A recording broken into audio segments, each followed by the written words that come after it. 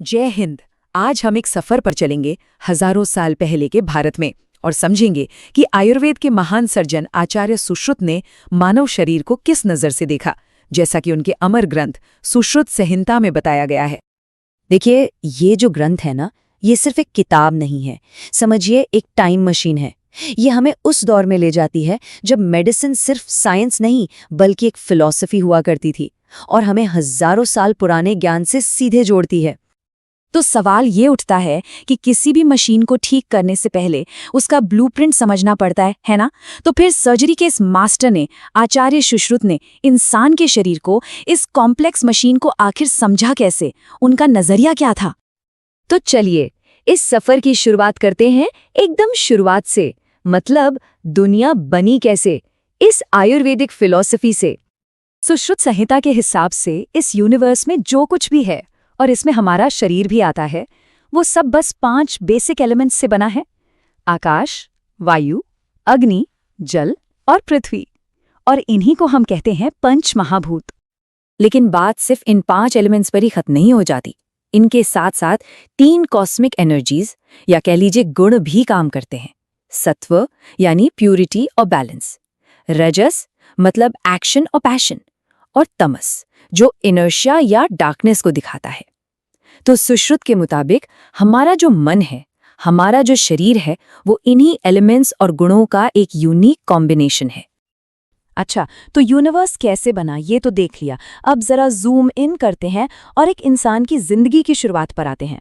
आपको जानकर हैरानी होगी कि सुश्रुत संहिता में एम्ब्रियोलॉजी यानी भ्रूण विज्ञान पर बहुत डिटेल में बात की गई है। ये जो श्लोक दिख रहा है, ये शारीर स्थान से है और ये बताता है कि कॉन्सेप्शन कैसे होता है। साफ साफ लिखा है कि पुरुष के शुक्र और स्त्री के आर्तव के मिलने से गर्भ ठहरता है। जरा सोचिए, उस जमाने के हिसाब से ये कितनी एडवांस्ड अंडरस्टैंडिंग थी।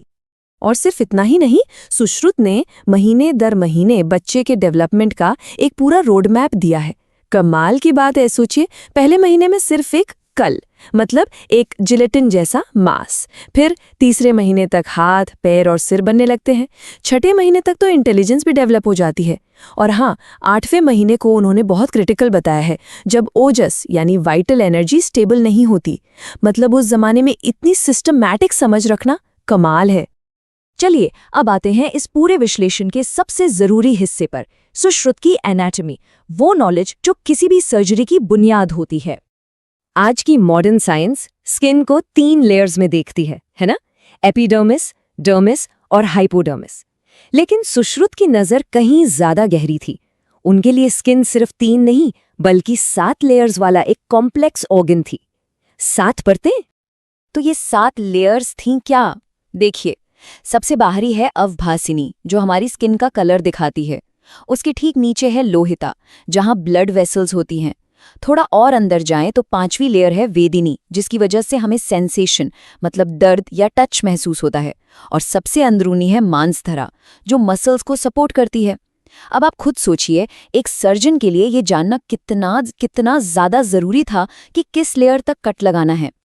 पर कहानी सिर्फ स्किन पर खत्म नहीं होती।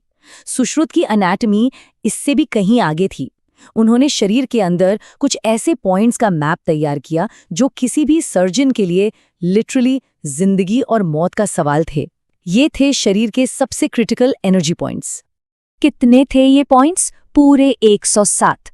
जी हाँ, उन्होंने शरीर में ठीक 107 ऐसे वाइटल पॉइंट्स की पहचान की जिन्हें मर्म कहा गया। और ये ज्ञान कितना जरूरी था, इसका अंदाजा आप इसी बात से लगा लीजिए।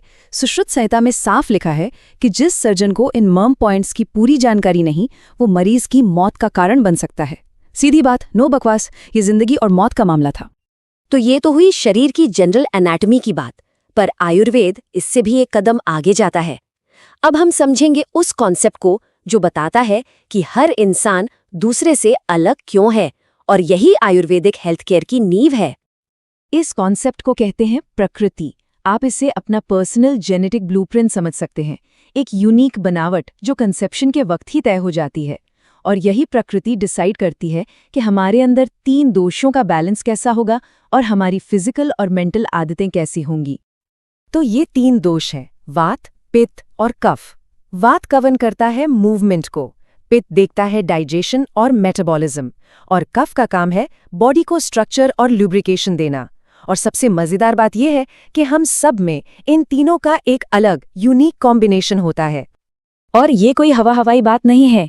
ये जो आप अपनी स्क्रीन पर देख रहे हैं, ये ओरिजिनल टेक्स्ट के श्लोक हैं। इनमें डिटेल में बताया गया है कि एक वात डोमिनेटेड इंसान कैसा होगा और एक कफ डोमिनेटेड इंसान कैसा होगा। असल में ये हजारों साल पहले पर्सनलाइज्ड मेडिसिन की शुरुआत थी।